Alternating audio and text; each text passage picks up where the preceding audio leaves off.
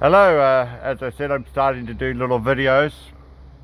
I'm more known for TikTok and Facebook Reels, but people ask me questions about living in New Zealand and ask me questions about the comparing various countries I've lived in.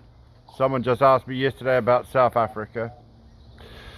And so I'm going to cover a different subject every day, and one which has got my my annoyance, the ignorance. There's a Joburg guy, obviously, who's moved to Auckland, and New Zealand, we call Aucklanders Jaffas, just another Aucklander. Anyway, let me talk about what got my annoyance. Auckland is built around two huge bays. One's nearly an estuary, and it's full of little nooks and crannies of where you can park your boat and stuff. If you ever want a low-cost yacht boat, they scrap 4 or 5 each week in Auckland. They just pull it out of the water and scrap them because the owner's long gone. I got a friend who owns 5. He buys them for nothing and fixes them up, and they're all sitting at Northcote.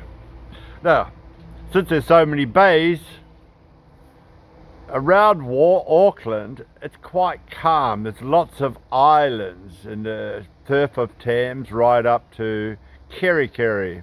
There's lots of islands buffering the coast, and the Poor Knights and Bay of Islands has like 400 islands around it. So what he's saying, if you're on the lee side of an island, you don't get huge waves.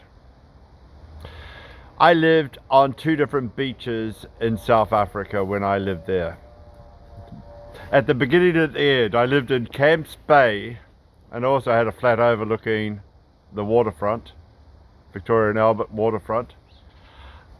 And Camps Bay, just at the, I can't remember the rocks there, waves were crashing through the year I arrived, the windows of these houses built. They used to be army houses after World War One.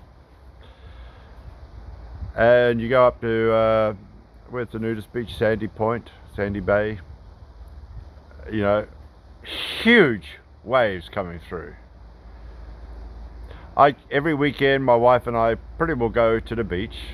She calls herself a beach girl because I met her at Umdloti. She's from Umdloti. We live in a little cottage on Umdloti when we go back to South Africa. Now, if you live only around Auckland and Kerikeri, the waves aren't bad. But understand, New Zealand's like Cape of Good Hope. It's extremely dangerous. What's happened is New Zealand has been a huge amount of immigrants have coming into the country from South Africa, a lot from Asia. Now, another great thing about New Zealand is fishing. I'm a lazy fishing person. You can use a fishing net. Where I was using it, you're allowed 60, I think, I won't say the number, but generally around where I live now it's 20-meter nets.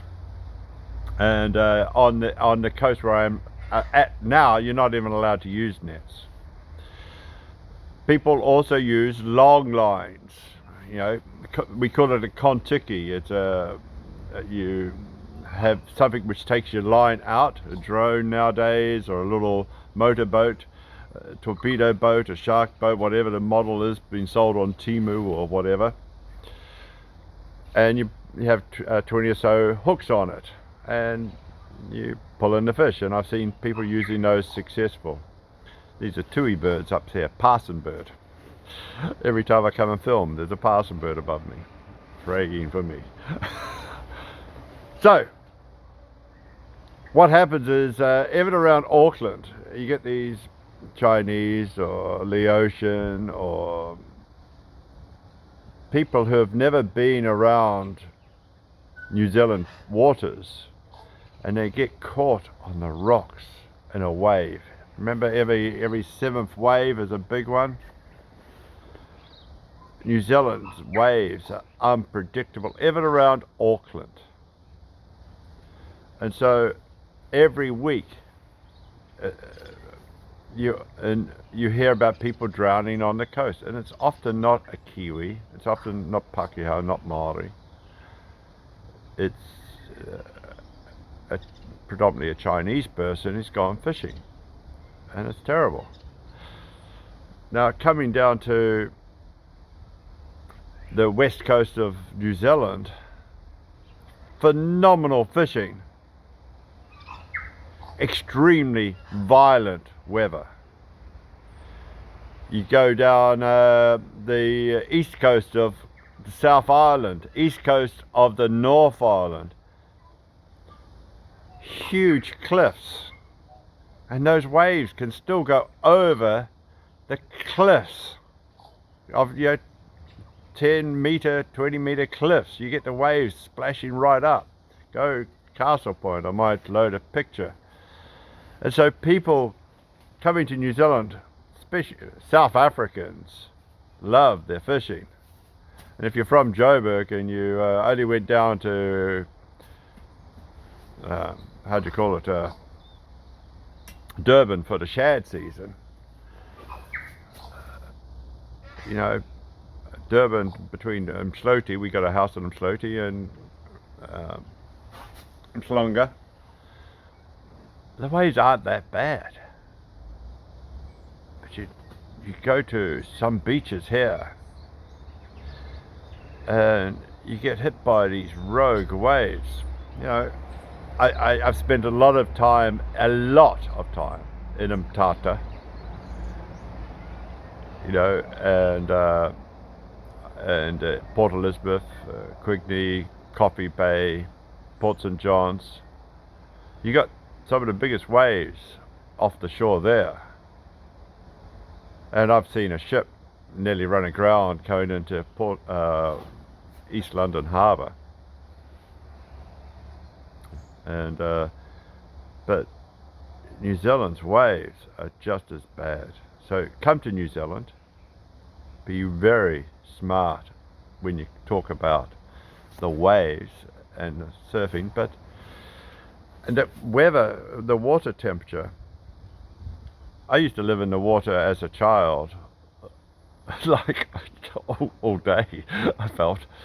But it's really the same temperature. This is up the North Island, and I'm down here in the South Island, and I go snorkeling every now and again.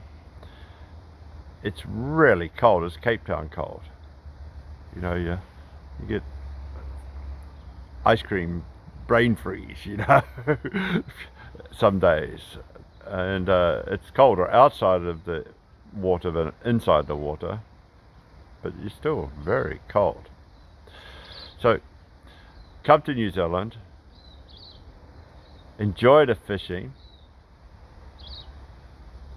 a lot of surf casting, fishing, longline fishing, a lot of trout fishing in the rivers, and the rivers can be very dangerous to swim in. My hometown, we have 4 or 5, once again, Asian people drowning in the New Zealand rivers. There was a stats coming up in one of the newspapers of who was dying, ethnicity, and the newspaper got told off for putting the ethnicity of the people, but it was up there for a day or so on their site, and it was Indian and Chinese people frequently drowning. And old Pākehā who's drunk too much alcohol while swimming or fishing. Pākehā. I like being called a Pākehā. Lots of different terms where it came from. Some people say it's white potato, derogatory, but I'm happy to be called Pākehā. It's cold. So keep your questions, and I'm just starting up this. I'll answer a different question every day. I've got lots to talk about. Google me, Tom Morton Invercargill, Tom Morton TikTok, Tom Morton Cars. I'm mainly known for videos of cars.